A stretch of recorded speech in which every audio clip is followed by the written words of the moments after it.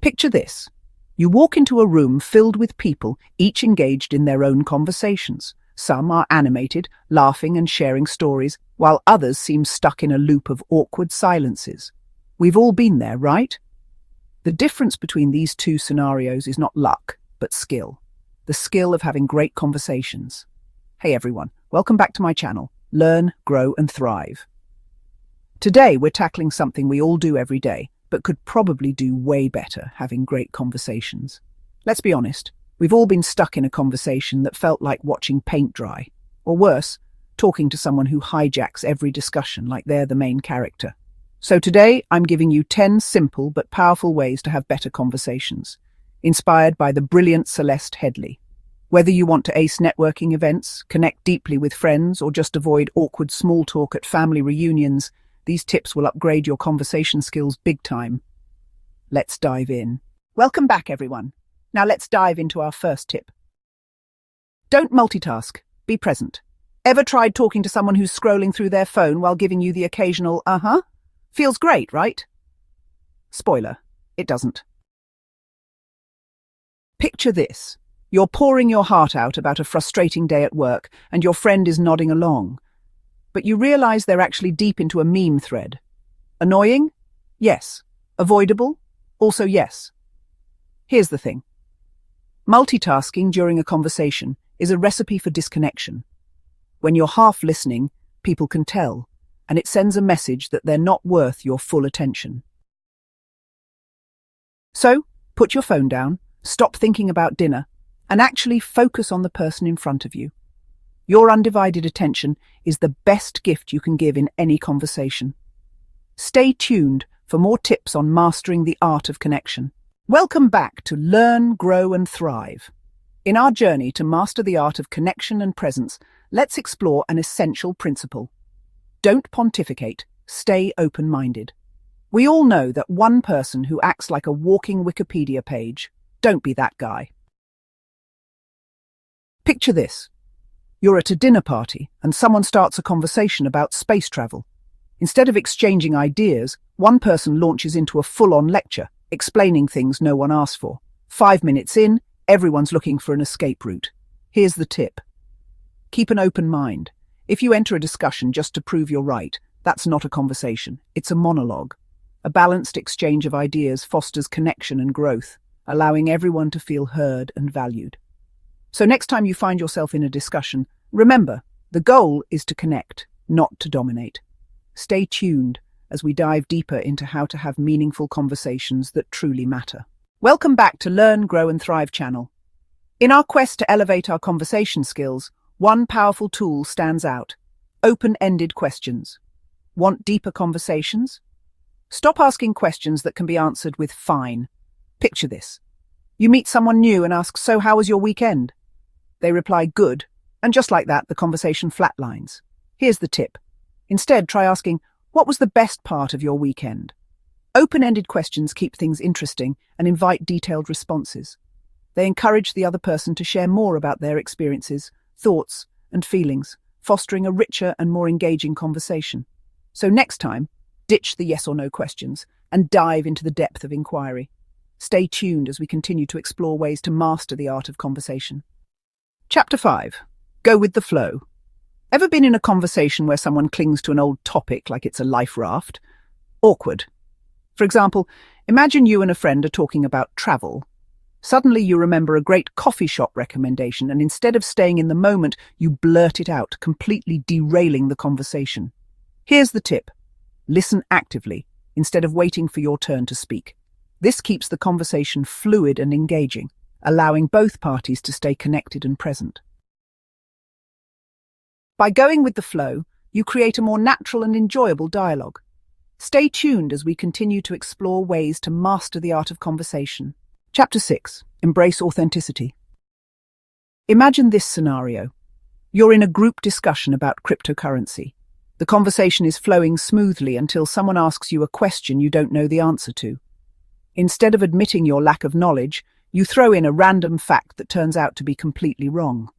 Now, you're in an awkward situation trying to explain yourself. Here's a crucial tip. If you don't know something, just admit it. There's no shame in saying, "I have no idea." People respect authenticity way more than bluffing. By being honest, you build trust and credibility, making your conversations more genuine and meaningful.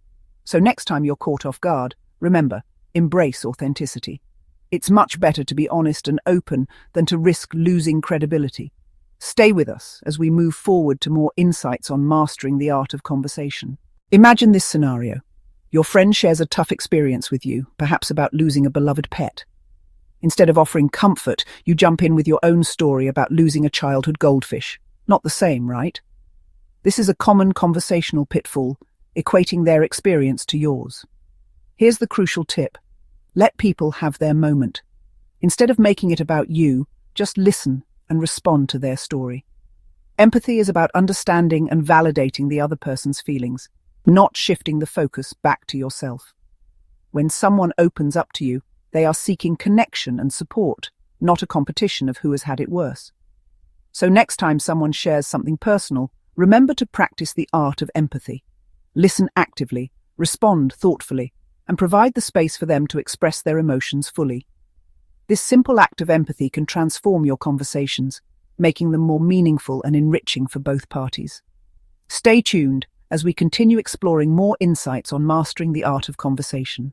In the fast-paced world of conversation, clarity is often our best ally. Think about this. You're in a group chat, and someone keeps repeating the same point like they're trying to win a debate. Eventually, people just tune out. This is a common misstep, repeating yourself in an attempt to drive a point home. Instead, trust that your words have been heard the first time. Here's a valuable tip. If you find yourself repeating the same point, it could mean one of two things.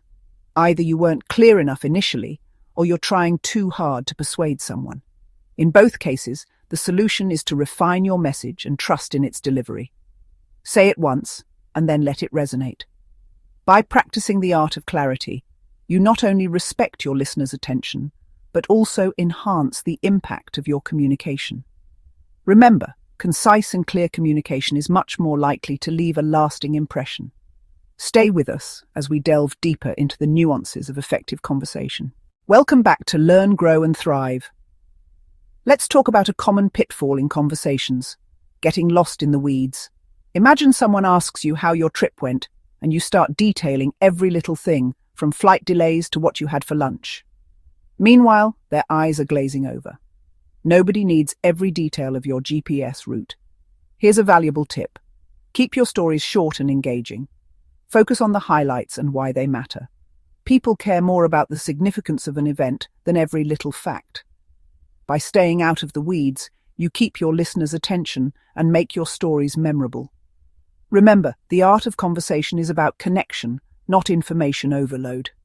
Up next, we'll dive into more ways to enhance your conversational skills. Stay tuned. Welcome back to Learn, Grow and Thrive. Let's explore a crucial yet often overlooked aspect of conversation. Listening more than you talk. You have 2 ears and 1 mouth. Use them in that ratio. Here's a great example from my own experience. I met someone at a party who just kept talking. She never paused, never asked a question. And by the end, I knew everything about her. But she knew nothing about me. Sound familiar? The best conversationalists are not the ones who talk the most. They're the ones who make people feel heard. When you listen actively, you show genuine interest and respect for the other person's thoughts and feelings. This not only makes the conversation more engaging, but also builds stronger connections. So next time you find yourself in a conversation, remember, listen more than you talk. This is very crucial. It's a simple yet powerful way to enhance your conversational skills and create meaningful interactions. Stay tuned for more tips on mastering the art of conversation. Welcome back to Learn, Grow and Thrive. Now that we've mastered the art of listening, let's delve into another critical element of great conversation: timing. Timing isn't just about when to speak. It's also about knowing when to wrap things up. We call this the art of timing. Imagine you're at a social gathering, deeply engaged in a conversation.